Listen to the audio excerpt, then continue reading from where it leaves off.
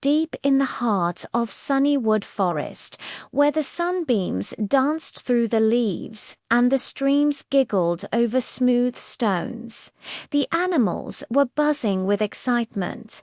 For the very first time, they were going to hold the Great Sunnywood Talent Show.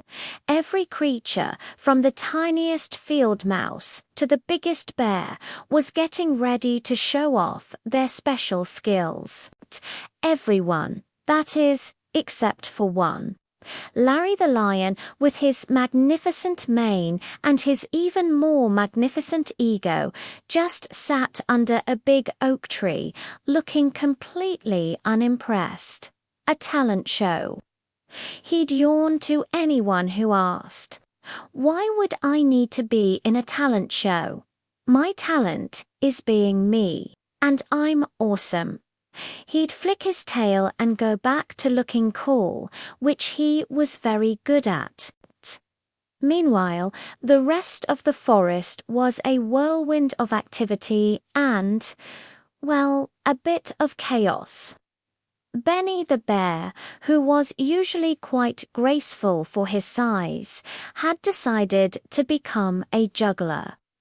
He had a pile of sticky pine cones and was tossing them into the air. 1, 2. Oops, a pine cone landed right on his big toe. Ouch. He'd yelp, hopping around, which would cause another one to fall on his other foot. He spent more time hopping than juggling, but he was determined to get it right. Not far away, Mimi the monkey was practicing her big dance number. She had a brand new banana peel, perfect for a dramatic slip-hand-slide move she had invented. She twirled, she leaped, she spun, and then, right on cue, she stepped on the banana peel. But she hadn't quite practiced the landing part.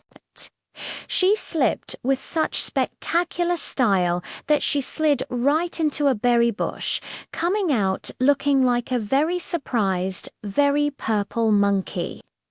"Maybe I should have used a less slippery banana," she mumbled, picking berries out of her fur.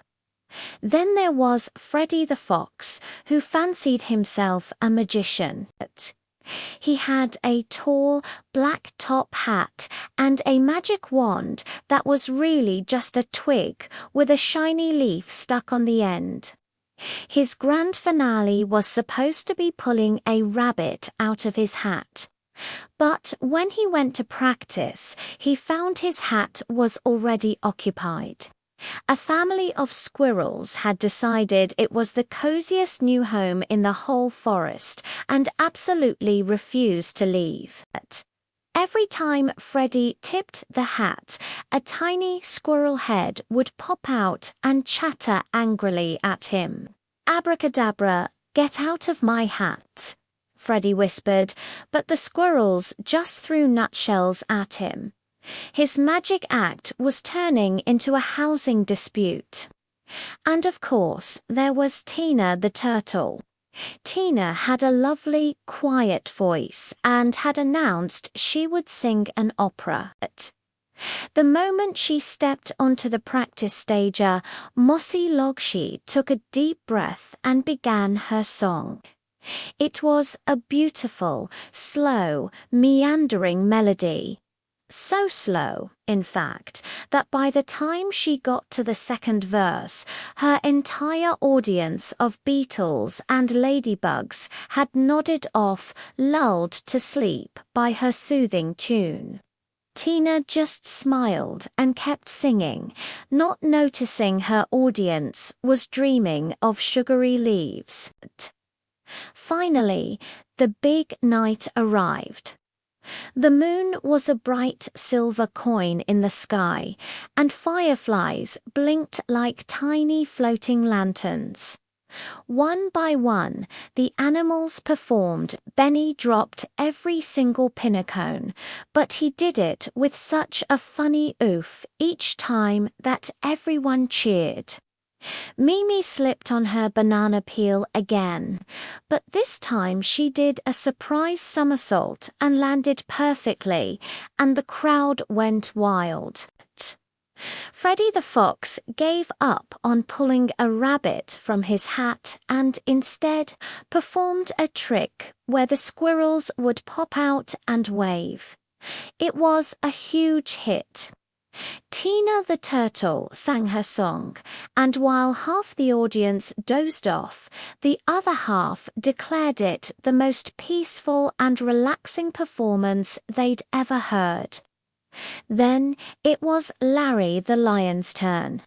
He strolled onto the stage, puffed out his chest, and roared a mighty, proud roar that shook the leaves on the trees. "I told you," he announced to the cheering crowd. "My talent is simply being awesome." He prepared for another, even more magnificent roar. He opened his mouth wide, took a deep breath, and just at that moment, a tiny blue butterfly fluttered by and landed right on the tip of his nose. Larry's nose twitched, his eyes crossed, trying to see the butterfly. His magnificent roar got stuck in his throat and turned into a tiny squeak, then a huge rumbling. Ah, oh-chew. Larry let out a sneeze so powerful that it blew all the snacks off the refreshment table. Berries, nuts, and honey cakes went flying through the air, showering the entire audience in a delicious, sticky mess. For a moment, there was complete silence. Then a little giggle came from the back. Then another and another, until the entire forest erupted in laughter. Benny laughed so hard he rolled over, Mimi chattered with glee, and even the squirrels in Freddie's hat were squeaking with joy. Larry the Lion looked around at the chaos, a piece of honey cake stuck in his magnificent mane. He saw the butterfly circle his head and fly away. And then he started to laugh too. A deep, rumbling belly laugh that was warmer and friendlier than any roar he had ever made. He laughed so hard his mane got all messy, and he didn't even care. When the laughter finally died down, the owl judge cleared his throat. "And the winner is," he hooted, looking at everyone covered in snacks. Everyone, for bringing laughter, fun, and friendship to Sunnywood Forest. They all cheered, a big, happy, sticky family of friends.